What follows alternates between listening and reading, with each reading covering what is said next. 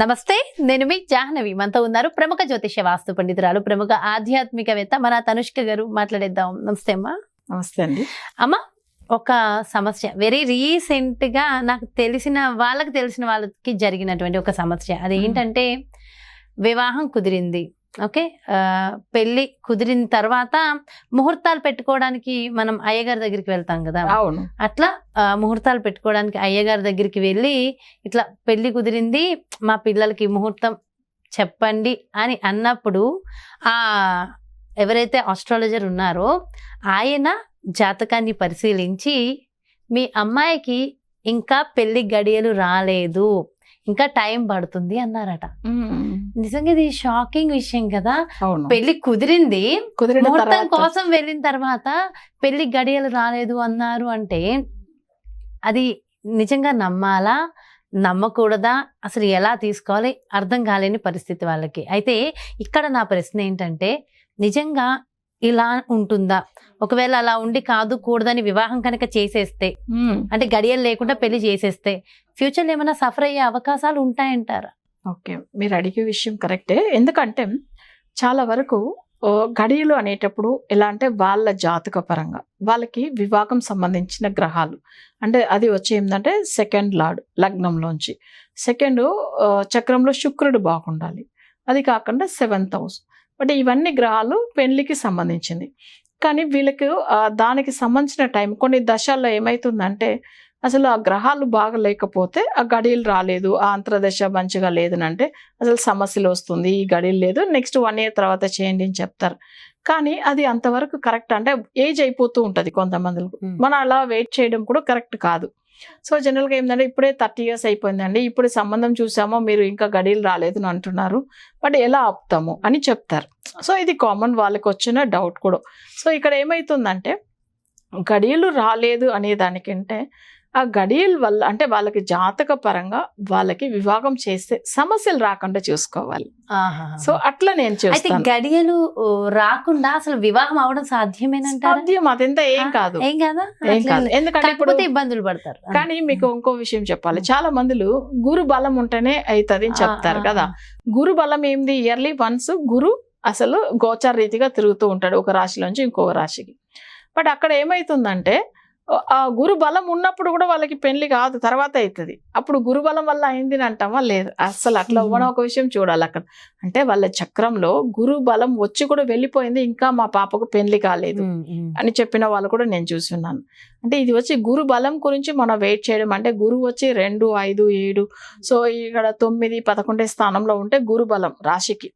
But అయితే ఆ గురు బలం వచ్చినప్పుడుదా అవుతుందంటే కాదు, వాళ్ళ చక్రంలో వాళ్ళకి ఆ గ్రహాలు మంచి స్థితిలో ఉన్నప్పుడు అయిపోతుంది. అసలు మనం ఇంకా ఆ గడియలు రాలేదని పోస్ట్ పోన్ చేయడం కూడా అంతే కరెక్ట్ కాదు. బట్ ఏంటంటే మీరు అనేట్టుగా అది కొంతమంది జాతకం చూసే విధానాన్ని పెట్టి ఉంటుంది. అంటే నేను ఒక్కటే చెప్తాను, అసలు మీ చక్రంలో ఇప్పుడు మీరు పెళ్లి చేయవచ్చాము, ఒకవేళ ఏ టైమింగ్ లోంచి అస్సలు బాగుండట్లేదు అన్న విషయం ముందే చెప్తాను. అండ్ సమస్యలు రాకుండా పరిష్కారం.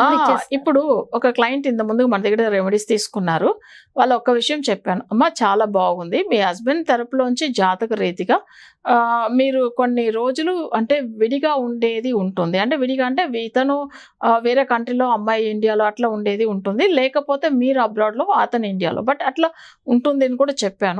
అయితే నేను చెప్పిన ప్రకారం ఏమైందంటే వాళ్ళకి మ్యారేజ్ అయింది. అయిన తర్వాత అసలు నేను చెప్పింది 100% నిజం అని చెప్పారు వాళ్ళు కూడా. ఎందుకంటే అమ్మాయికి వైజాగ్లో జాబ్, తనకు హైదరాబాద్లో జాబ్. 2 years అస్సలు పెళ్ళైన 2 years విడిగానే ఉన్నారు వాళ్ళు. అంటే ఇక్కడ జాతకంలో ఆ గడియలు వచ్చినా రాకపోయినా పెళ్ళి అయిన తర్వాత కొన్ని సమస్యలు ఉంటుంది. బట్ అక్కడ గడియల గురించి మనం చూస్తున్నాం, ఈ పెళ్లి గడియలు రాలేదని. బట్ అట్లా వచ్చిన టైమింగ్ ప్రకారంగా చేయాలని అంటే అసలు చాలా మంది పెళ్లి అవ్వకుండా కదా. అట్లని కాదు, మన జాతకంలో దానికి కూడా కరెక్ట్ అయిన సొల్యూషన్ ఉంటుంది. ప్రతి చక్రానికి మనకు సమస్యలు ఏంది. ఇప్పుడు మీరు అన్నట్టుగా వివాహం గురించి అసలు మనం ఇంకా అలానే వెయిట్ చేసామనుకోండి, తనకి 35 years అయిపోయింది, సో అప్పుడుదా సంబంధం సెట్ అయింది, ఇంకా గడియలు రాలేదు అంటే ఇంకా ఎన్ని రోజులు వెయిట్ చేయాలి. కాకపోతే గడియలు వచ్చినా రాకపోయినా వివాహం అవుతున్నప్పుడు సమస్యలు రాకుండా సొల్యూషన్ చూసుకోవాలి. ఇంకొకటి చాలా మంది చూడండి, జాతకాలు మ్యాచింగ్ చూసి చేస్తారు, ముహూర్తాలు కూడా చూసి పెట్టుకుంటారు, కానీ సమస్యలు వస్తాయి. సమస్యలు మళ్ళీ ఎవరు పెద్ద పెద్ద పండితుల చేత వివాహం జరిగి కూడా సమస్యలు, నిజం. విడాకులు తీసుకున్న వాళ్ళు ఉన్నారు. ఈ విషయం ఎందుకు అంటే వాళ్ళ జాతకంలో వివాహ స్థానం, అంటే నేను చెప్పాను కదా కుటుంబ స్థానం అంటే వాళ్ళకి వచ్చే కలత్ర స్థానం అంటారు వివాహ స్థానంని. అవి కాకుండా వివాహ స్థానం సంబంధించిన అంటే కలత్ర కారకుడు శుక్రుడు అని చెప్తాం. సో ఈ గ్రహాలు జాతకంలో బాగా లేకపోతే వాళ్ళకి మంచి ముహూర్తం చూసి చేసిన, మంచి జాతకాలు కలిసిన జాతకాలు 100% మ్యాచ్ అయిన జాతకాలు చేసినా కూడా సమస్య ఉంటుంది. సరే ఇది మరి అట్లా ఉన్నప్పుడు పెళ్లి చేయకుండా ఉండాలంటే అలా కాదు, అది కూడా కొంతమంది డౌట్ ఉంటుంది. మరి ఇలా ఉన్నప్పుడు మరి సంబంధం అసలు సెట్ అయింది, సరే మరి లైఫ్ లాంగ్ ఇలానే కష్టపడాలంటే అలా కాదు. ఏ గ్రహాలు వాళ్ళకి సమస్య ఇస్తుంది? సో కుటుంబ స్థానం అంటే జనరల్గా లగ్నానికి 2nd హౌస్. బట్ ఇంకొకటి చూడండి, వాళ్ళు ముహూర్తం పెట్టుకున్న రోజు కూడా కామన్ ముహూర్తం పెడతారు, కానీ అది అందరికీ ఆ ఒకే ముహూర్తం రోజుల్లో చాలా మంది పెళ్లి జరుగుతూ ఉంటుంది. కొంతమంది లైఫ్ చాలా బాగుంటుంది, కొంతమంది అస్సలే బాగుండరు. అంటే ఆ రోజు మంచి ముహూర్తం రోజు ఒక అతను చెప్పారు నాతో, క్లయింట్ మాట్లాడినప్పుడు, ఒక పెద్ద విఐపి అండి, అతనికి అదే రోజు మ్యారేజ్ అయింది, మాకు అయింది, కానీ తను మంచి పొజిషన్లో ఉన్నారు, నేను ఏం లేకుండా ఉన్నాను ఒక మాట అన్నారు. మీరు చెప్పింది కరెక్టే, కానీ మీకు ఆ రోజు నెగిటివ్ పవర్ ఉన్న రోజు మ్యారేజ్ అయింది. ఓకే, అదే ముహూర్తం ఒకరికి కలిసి రావచ్చు, ఒకరికి కలిసి రాకుండా పోవచ్చు. సో ముహూర్తాలు ఉన్నాయని ఎగబడి అందరూ పెళ్లిళ్ళు చేయొద్దు. చాలా పెద్ద విషయం చెప్పారు. అంటే ముహూర్తాలు ఉన్నాయి కూడా చూడండి, చాలా మంది ఇది వాళ్ళు ఓన్ ఎక్స్పీరియన్స్ తో చెప్తారు. చూడండి, ఒక మంచి విఐపి చాలా మంచి పొజిషన్ లో ఉన్న అతను ఆ రోజు తనకు పెళ్లి అయింది, మంచిగానే ఉన్నారు. ఇంకొక వ్యక్తి సేమ్ అదే రోజు అయింది, కానీ తనకు అసలు తను ఒక నార్మల్ పొజిషన్ లో ఉన్న అతను ఏం లేకుండా కూడా అయిపోతారు. అదే మనం చెప్తాం కదా, అదే డేట్ లో పుట్టిన వ్యక్తి కోటీశ్వరుడు అవుతాడు, అదే డేట్ లో పుట్టిన వ్యక్తి బికారిగా కూడా ఉండిపోతాడు. దానికి కారణం ఏంటి అంటే ఒక వ్యక్తికి అది పనిచేస్తుంది, ఒక వ్యక్తి పనిచేయదు. అది సో మనం ఇప్పుడు ఇది అని నేను చెప్పాను, మీరు చెప్పింది నేను నమ్ముతాను, కానీ తనకు ఆ నంబర్ పవర్ సెట్ అయింది, total number date month year కలిపితే. సో ఆ గ్రహానికి సంబంధించిన పవర్ ఆ రోజు మంచి రోజు తనకి, మీకు బాగలేదు. సో మీకు అసలు చూడండి ఇంత సమస్యలు ఎందుకు వచ్చింది. మీకు రిలేటివ్స్ లో కూడా అందరూ చేయించుకున్న చాలా మంది బాగున్నారు, అదే రోజే ముహూర్తం పెట్టుకున్న వాళ్ళు కూడా ఉంటారు వాళ్ళకి తెలిసిన ఫ్రెండ్ సర్కిల్లో. సో వాళ్ళు కజిన్స్ కానీ ఇట్లా అయింది, కానీ నేను బాధపడుతున్న వాళ్ళు బాగున్నారు.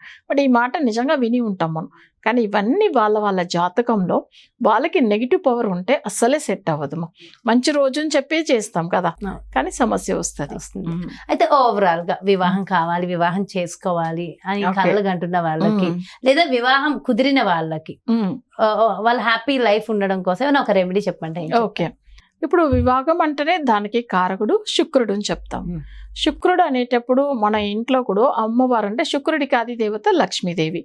లక్ష్మీదేవికి అసలు పసుపుతో దండ వేయవచ్చు. పసుపు అంటే ఇప్పుడు మనం అంటే తెలుగులో మీరు అది ఏ పసుపు అంటారు, ఇట్లా మనం దండ వేస్తాం చూడండి, పసుపు కొమ్ములు అవి వచ్చి దాంతో అంటే పసుపులో ఎన్నో వెరైటీ ఉంటుంది కదా. దీ వచ్చి ఏంటంటే మనం అంటే పసుపు కొమ్మల్లో కూడా చూడండి దారంతో కట్టేసి అంటే చేసి వేస్తాం. అంటే పసుపులు మీరు పెద్దగా ఉండేది ఒకటి ఉంటుంది, జస్ట్ అది ఒక ఫింగర్ లాగా వచ్చే పసుపు ఉంటాయి చూడండి, 2 రకాల పసుపులు ఉంటాయి.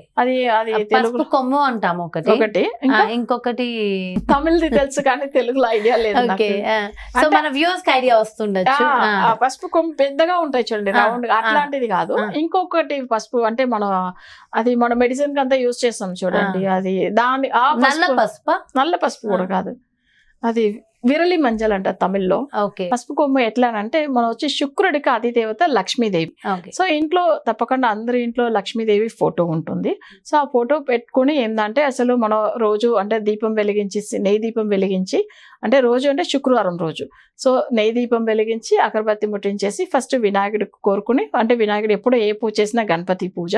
సో తర్వాత ఏంటంటే ఈ పసుపు కొమ్ముతో దండ తయారు చేసుకోవాలి. దండ అంటే ఇప్పుడు మన 15 పసుపు కొమ్ము, సో అలా దండలాగా తయారు చేసుకొని అమ్మవారి ఫోటోకు దండ వేయవచ్చు. లేదు విగ్రహం లక్ష్మీదేవి విగ్రహం పెద్దగా ఉంటే ఆ విగ్రహాన్ని కూడా వేయవచ్చు.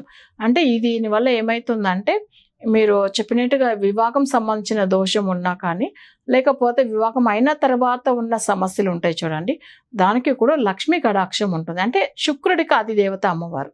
వివాహం అంటేనే శుక్రుడిదా మేజర్గా గ్రహాల్లో. సో అట్లా పూజలు చేసుకొని అమ్మవారికి 6 శుక్రవారాలు కానీ మనం చేసుకుంటే తప్పకుండా లక్ష్మీ గాయత్రి, శుక్ర గాయత్రి ఇవి చదువుకోవాలి. ప్రసాదం ఏదైనా స్వీట్ చేసి అంటే ప్రసాదం పెట్టాలి. మనం ఈ శుక్రవారం రోజులు అలా చేసుకుంటూ రావచ్చాము. కొంతమంది శుక్ర హోర అని ఉంటుంది, ఆ హోరా టైమింగ్ లో కూడా ఫాలో కావచ్చు. అలా దానివల్ల కూడా వాళ్ళకి మంచి జరుగుతుంది. అంటే వివాహానికి సంబంధించిన వివాహానికి దోషాలు సంబంధించి. తొలగిపోతాయి. అండ్ చాలా చాలా మంచి ఇన్ఫర్మేషన్ ఇచ్చారమ్మా. Thank you so much. నమస్తే. నమస్తే అండి. ఎస్, చూసారు కదండి. మరి వివాహం జరగట్లేదని బాధపడే వాళ్ళకి కానీ, వివాహం జరుగుతుంది కానీ జీవితం ఎలా ఉంటుందని భయపడే వాళ్ళకి కానీ, లేదంటే వివాహం జరిగాక భార్యాభర్తల మధ్య అనుకూలత లేని సమస్యలకు కానీ చక్కటి పరిష్కార మార్గాన్ని అందించి చక్కటి ఇన్ఫర్మేషన్ కూడా మనందరికి ఇచ్చారు కదా. మరి అదేవిధంగా పర్సనల్ గా మీ యొక్క జాతకాన్ని ఒక్కసారి పరిశీలించుకుని మరిన్ని చక్కటి రెమెడీస్ మీకు కావాలి, లేదా మీ ఇంటి వ్యాపార వాస్తుకు సంబంధించి మంచి రెమెడీస్ కావాలి, తనుష్క గారి అపాయింట్మెంట్ కావాలి అనుకుంటే వెంటనే క్రింద డిస్ప్లే అవుతున్నటువంటి నెంబర్స్ కి కాల్ చేయండి. నమస్తే.